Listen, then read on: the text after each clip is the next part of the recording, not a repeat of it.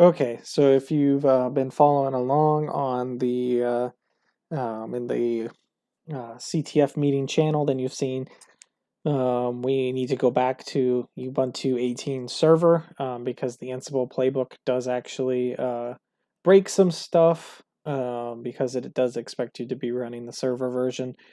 Oh boy. So yeah, let's hope this works. So I'll show you how to install that. I'm going to start this from scratch. So I'm going to hit new and do PicoCTF shell. It'll be the same here, Linux, Ubuntu 64-bit. I'll give it a gig of memory now. I'm going to leave the storage at 20 like we did before because it's dynamically allocated, so it doesn't actually use that space at the moment. Okay, so that's created. Real quick, before I hop in there, I'm actually going to go into settings. I'm going to go into display, and this was giving me errors before, so I'm actually going to change it over to this. And then in network, I'm going to go ahead and do this now. But what you want to do is you want to go into tools. Okay, and you'll hit the button here, go to network. You actually want to create a new network interface. So you hit create, and that would give you a new number. Like if I hit create, it would give me number 12. And then on that new interface, you want to assign this IP address right here, 192.168.2.1. And so this is the host IP address for the host computer. And then give it a net mask of 255.255.255. And so that'll be, we're going to use this adapter to allow the machines to communicate. So if you remember from our picture here, the web, the shell server, they both need to be able to talk to each other. And they also need to be able to speak to the host machine. So we're going to set that up now so that they can. And that's what this adapter does. Because by default, the network interface is actually NAT. And we don't necessarily want that. So we'll go ahead and actually do the second adapter. We'll leave NAT on because we want this to have internet access, but then we'll also do a second adapter and host only, and then we'll connect it to ours, which mine is 11. Yours might be something else. There we go. And then we'll go ahead and do the same thing for the web server.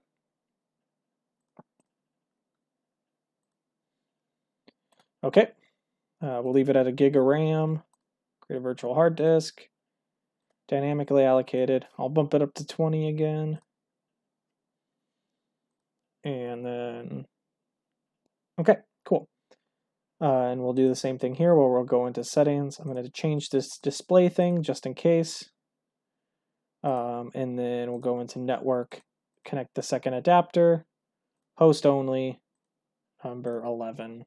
Good to go. Okay, so let's go ahead and boot these up.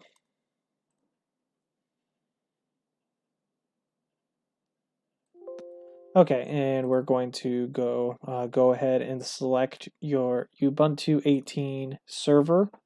So mine's right here. Okay. There we go. And we'll do the same thing on the web machine.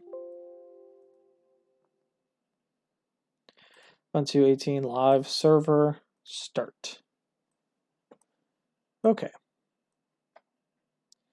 So now as these boot, we'll go ahead and set up the we'll go ahead and we'll configure everything, and then I will pause the video, we'll come back and we'll do the remaining steps.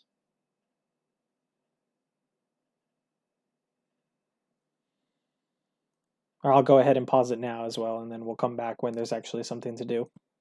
Okay, so the machine has finished booting, so we'll go ahead and we'll start configuring them. So we'll do English, version 20.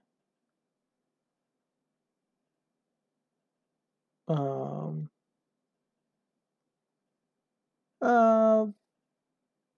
don't know.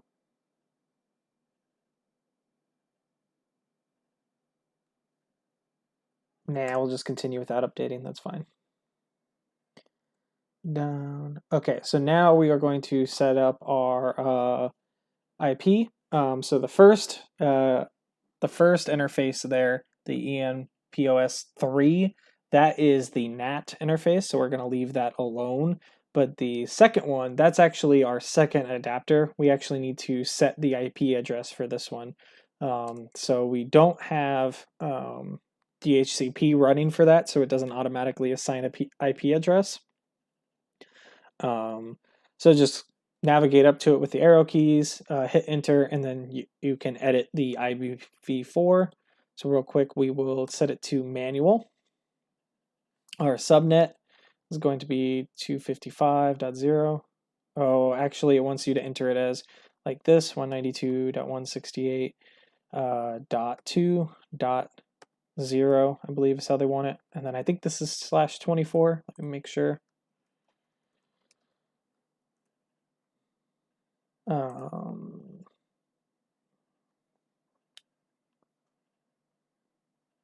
Come on.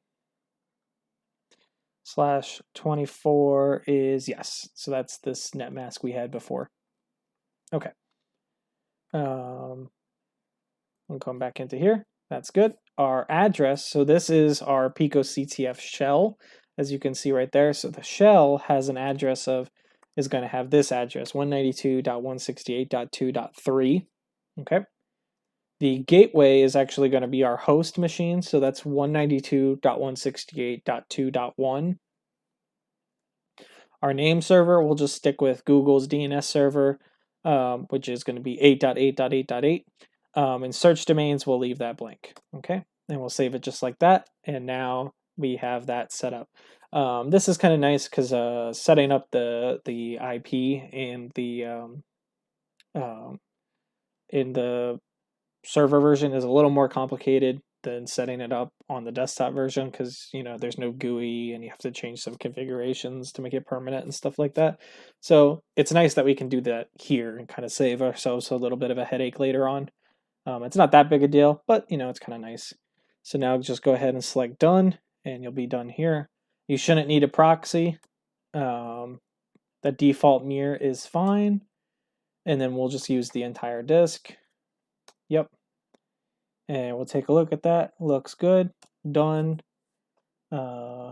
Continue to install the process. So I'm actually going to, for both of those, I'm just going to go with the name Pico, P-I-C-O.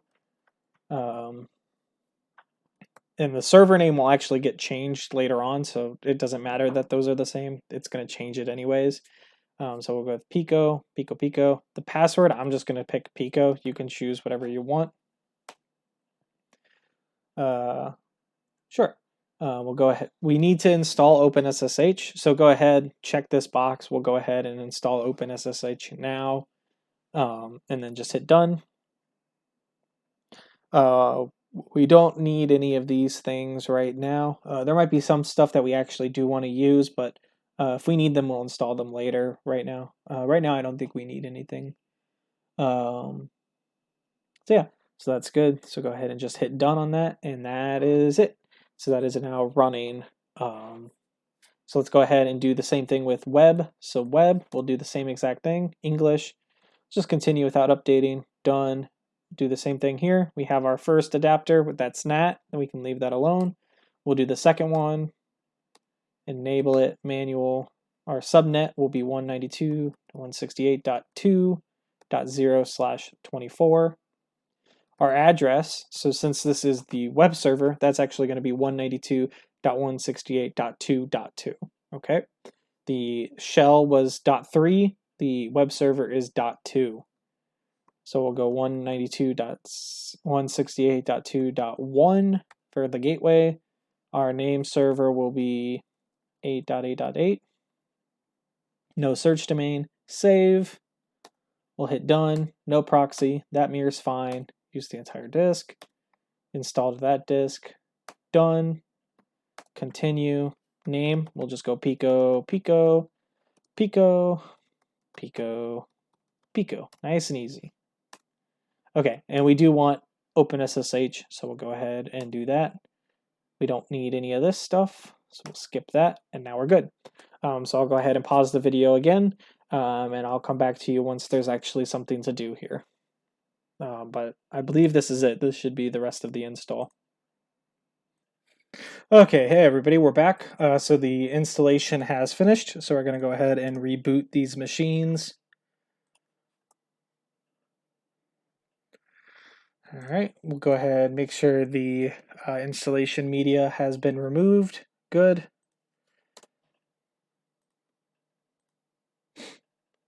Check. Removed. Good.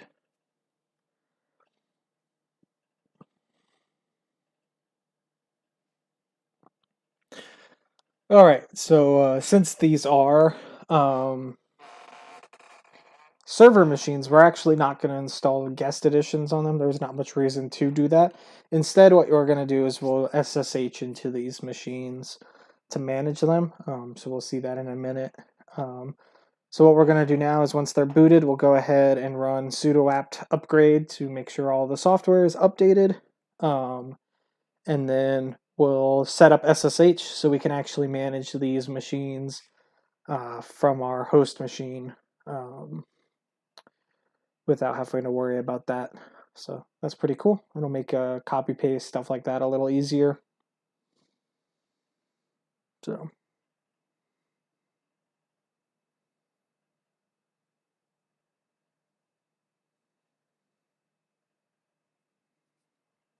the other thing we'll look at is SCP. That will allow you to move files between the two easily. So we're going to use Pico login, Pico, and then Pico as the password. You can use obviously whatever password and name you picked. Okay, we'll run sudo apt update. Although this is the most recent version, so there might not be a lot to upgrade. So maybe we won't have to do too much.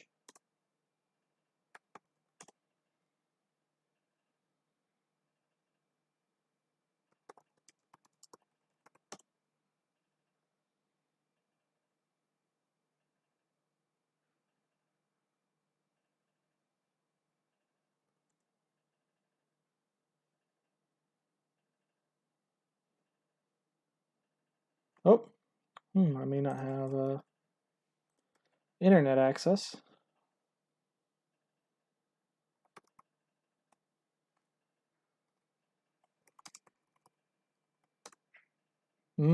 That's not good.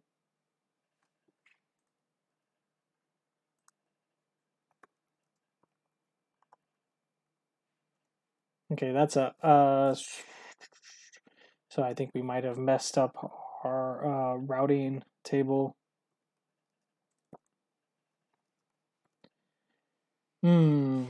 Yeah. Okay, 1 second. I'll come back once I see how to fix that. Okay, so since we did our interface, something got messed up there. So if we run sudo route, right here, route-in, you'll see that for our destination, we actually have the destination 0.0.0.0, which just means any destination is actually going to our gateway here, this our host machine, and all of the traffic. Well, all of it's really supposed to be going to the other gateway. So we need to change that real quick. We need to make it so that only our traffic for the 192 that subnet goes towards that gateway. So real quick, let me look up the command to do that, and then we'll go ahead and. Okay, I think I know what we need to do now, so let's go ahead and give it a try. So we're going to do sudo route del for delete. 0.0.0.0, gate GW for gateway, 192.168.2.1. Ooh, that gives no such process. Okay, hold on. Let me figure that out. Okay, let's actually do this with the IP command. So that's going to look like this. So we'll do sudo IP route del, and then we'll just take, we'll just type in the whole command there. Default 192.168.2.1 dev enp 0s8 proto static. Okay. So we'll go ahead and delete that. And then what we'll do instead is we'll add and we'll change this to 192.168.2.0/24 via that route. Oh, it's already, that rule's already there. So now we should be, if we do sudo IP route, we should see, so we have the default, and then we have, the correct one there at the very bottom. So now ping 8.8.8 should work out perfectly. Okay, so that's what we'll need to do. We'll go ahead, we'll do that same thing over here, sudo IP route, sudo IP route, delete default.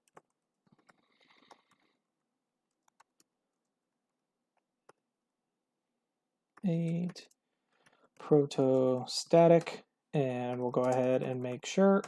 Perfect. Okay, so that's now working. So now we'll go ahead and do sudo apt update, sudo apt update, and then we'll come back and then we'll do sudo apt upgrade, get everything running, and that'll conclude this first video of setting this up, which took a little bit longer than I was expecting because we ran into some issues. But I think this was a good exercise. Now you kind of see how this is a nice exercise. We saw the IP routing table. So when you're have multiple interfaces, you have this thing called the routing table, right? And so this routing table tells your computer where it should send packets. So for example, if you have, like we did here, you have one subnet, the 192 that we had, and you only want packets to go along that one, other 192 packets to go along that one, it sets a route there. You have to tell it to do that. So now we were able to delete something out of that, and then add a new one. So that's pretty cool. Nice little side thing that we kind of did. So now we'll just do sudo apt upgrade. Beautiful. There we go. All right. So now we have internet access, and so in the next video, we'll make sure that these things can communicate again. This will be done, and then we'll jump right into setting up SSH so that we can manage these boxes more easily from our host computer and have nice things like copy paste and all that. So, alrighty.